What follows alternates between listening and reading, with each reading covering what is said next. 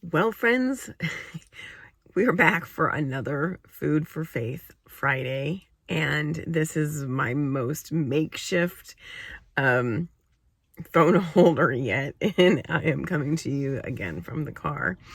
I didn't have my iPad. Today didn't go as planned, but I didn't want to miss this because I thought this was important.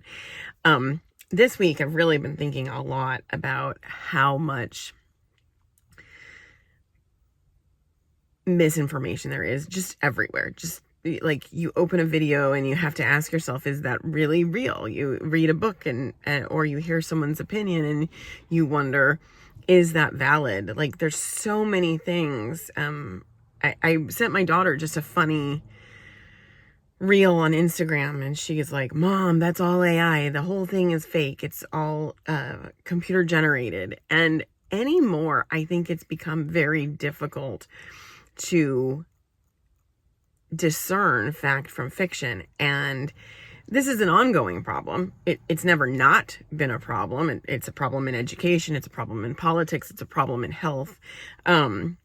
But it's becoming more and more of a problem. And it's becoming more of a problem that people at least have awareness of. And so that's really what today's Food for Faith Friday is about. Episode 4. Our theme today is deception, discernment, and spiritual warfare in the age of misinformation. And the scripture that I'm going to be working from today is from 2 Corinthians chapter 11, verses 14 and 15. For Satan himself transformed himself into an angel of light. Therefore, it is no great thing if his ministers also transform themselves into ministers of righteousness. And this verse, I feel like, really captures the fact that deception doesn't present itself as deception. It usually comes in the form of help, wisdom, or authority. Have you ever realized how much misinformation is out there, especially about health? And this is not an accident. Scripture warns us that the enemy disguises himself as an angel of light. So we know that deception doesn't look dark and scary. It can come in the guise of helpfulness. We live in a world where textbooks have been rewritten, history has been filtered, and education has been watered down to remove the truth. Where doctors are trained extensively in pharmaceuticals, but not at all in nutrition, not in holism, not in prevention, not in the design of God woven into our biology. And because of that, we've come to see these people as experts or systems in people and systems as experts in different things.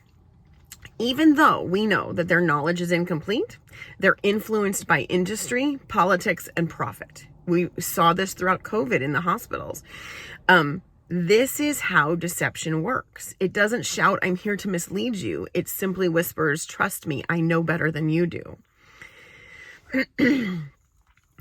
In 2 Corinthians, when the Bible tells us that the enemy appears as light, this means he comes as truth, as authority, as wisdom. What looks like light might be the very thing leading us into confusion, sickness, and spiritual blindness.